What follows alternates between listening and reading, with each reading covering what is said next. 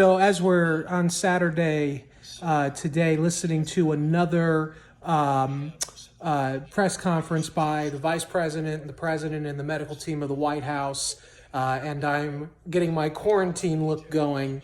Polo shirt's the best you're going to get from me today. I think it's important that we understand what's being said here at this press conference. So the vice president right now is talking about good news vis-a-vis respirators and ventilators, and how he's commending various medical professionals for really getting innovative with taking the kind of ventilators or respirators that people have for outpatient care and converting them into things that can be used in the hospital. We have the case of the Canadian anesthetist who's a PhD in respiratory functions in Ontario in a rural hospital, who took one ventilator and converted it into being able to be used for 9 different patients. All of this is fantastic, and all of this is wonderful, and the medical professionals should be commended greatly for this. This is innovation at its key right now. Elon Musk has honed in on the case of the Ontario doctor who created that one ventilator for 9 people as a case example of innovation on display, and he's right. The issue here is, why are the medical staffs having to get creative in the US and Canada, England, elsewhere? It's because there aren't enough ventilators. It's because, rightly, the US government and the governments in Canada and the UK are going off of the worst case possible scenario. Now, it's possible that we manage to flatten the curve before the really heavy stuff hits. But at this point, the data sets that are being revealed do not appear to deny the fact that we are heading into a very bleak period. We might be able to get out of it, but from what I've seen and from what I'm hearing from people on the ground, people who are paramedics across the country, the US, people who are nurses, people who are ER docs, what I'm hearing is even now it's starting to get pretty serious. And we have to remember also, there aren't enough tests. The CDC does not have enough tests. And so for all the positive news, and the president, I don't care what anybody says, he may have dropped the ball in the first week or two, but in terms of the sort of coordination and the media outreach. But since then, this president, I've never seen this before. He should be commended. This is his finest hour. There will be books 50 years from now written about how crisis management is defined by people like Trump. This has been fantastic, and he's given everybody what they need. It's up to the state and local governments to figure this out. So he should be commended, and he will be, I think, down the line. Right now, people are going to get upset. You have to understand, though, the Trump administration is planting seeds, preparing the ground for inevitable severe restrictions, I think. I think we're heading for a national lockdown of some kind. You're already seeing it in the major metropolitan areas in California and New York, elsewhere. I'm hearing rumors that North Carolina might be preparing for something major in terms of lockdowns and quarantines. Be prepared for that. That doesn't mean go out and swamp your local grocery store. I cannot stress this enough. Nassim Taleb made this comment, and I think he's right.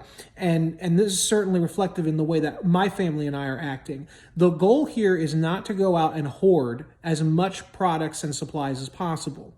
Because so far, under a national quarantine, what we've seen in places like Malta and Italy, and I think what we're going to see here in the US, is not a total lockdown in the sense that you can't leave your home. It's going to be an enforced social distancing, but if you have to get supplies, I have a feeling they're going to let you get supplies, okay? So let's not all swamp the grocery stores and the convenience stores, because what you're doing then is you're putting an undue drain on the system, and you're going to end up actually doing more harm than good. And so I think what we need to do is be responsible. Obviously, you're going to want to go out and buy a little bit more than you normally would on a weekly or bi-weekly basis. But for God's sakes, do not swamp your grocery stores, because all that's going to do is screw the rest of the community. There are real people out there who really need supplies. They have large families with kids. They're elderly. These people are going to need these supplies. You do not need to go out and pull on the system like that. Similarly, if you're feeling sick, my recommendation would be to call your doctor. Don't jump to the conclusion that you have COVID-19. Explain your symptoms. You don't want to swamp the medical system. And let me tell you something else. I have a chronic illness. I will tell you that which I was told. You do not want to be in hospital right now unless you absolutely have to be. So try to manage from home. Coordinate with your doctors via phone or email. Down here, we have an online system that we can communicate with our doctors.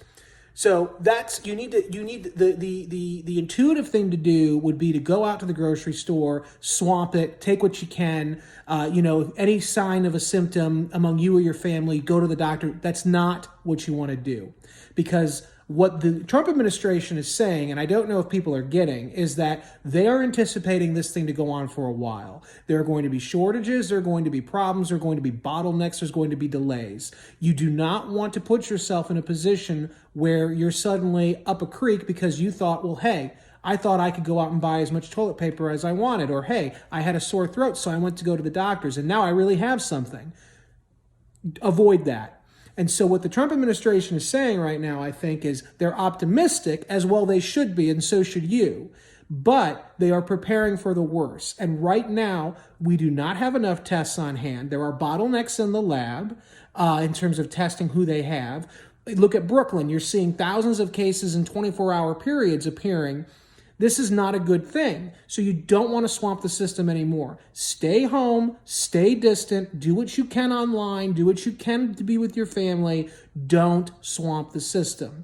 We still haven't flattened the curve. Expect mid-April, I think, to be a pretty severe month for this thing. Hopefully I'm wrong, and you can all laugh at me. If not, just be prepared. You can catch me on the Seth Leibson Show on Salem Radio every Monday, 7:05 p.m. Eastern. You can also catch me occasionally on the John Batchelor program. And also be sure to check out the WeichertReport.com for more information. And I will be updating every day or so that I can. Thank you very much.